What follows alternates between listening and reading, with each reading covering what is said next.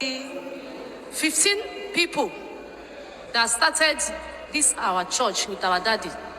I want to know, is there any benefit for them as a church? Is there any care for them as a church? Because most of them are old enough. Though we are talking about prayer, but this has been bothering me. They are old enough in the church. Most of them are our grandparents.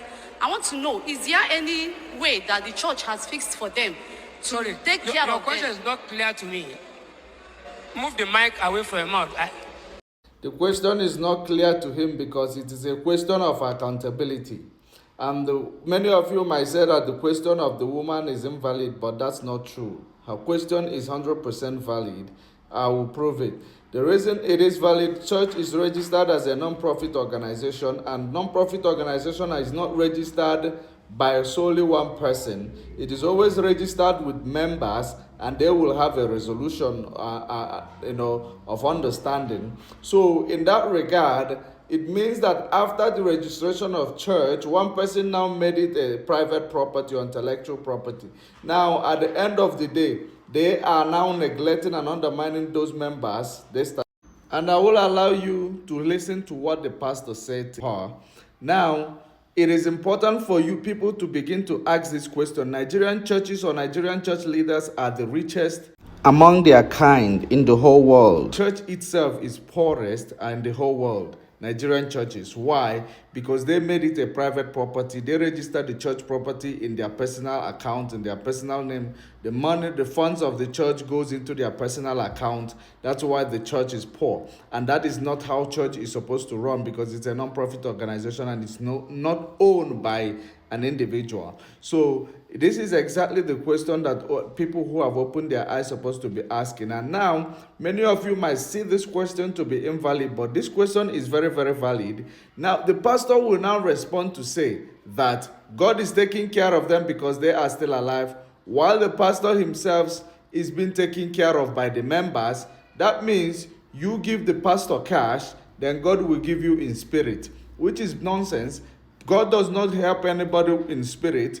God will actually assist you through the person he already created. Sorry, your question is not clear to me.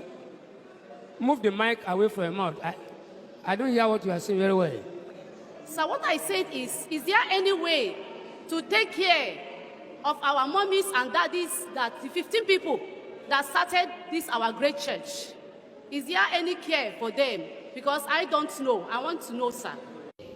Somebody was asking question of the people that started the church, the ministry, Deeper Christian Life Ministry, and they're still alive. What is the church doing for them? God is taking care of them. So this is exactly what they will tell their members, and they exploit the little they have. God is taking care of them, and then you are the one or the God that is taking care of the pastor. Why is that? Why is God not taking care of the pastor? Why do you have to now put your last money into the offering basket to take care of the pastor, while God have to now take care of you, even though you don't have a job? Now, these are the questions we need to be asking to emancipate ourselves, because church is not a personal property. It is not an intellectual property. Church is a non-profit organization and cannot be owned by an individual.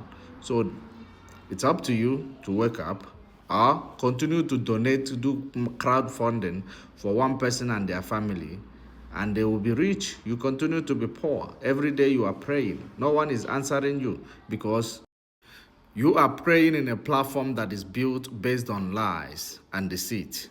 So God does not answer such prayer. It is blasphemy. Bye.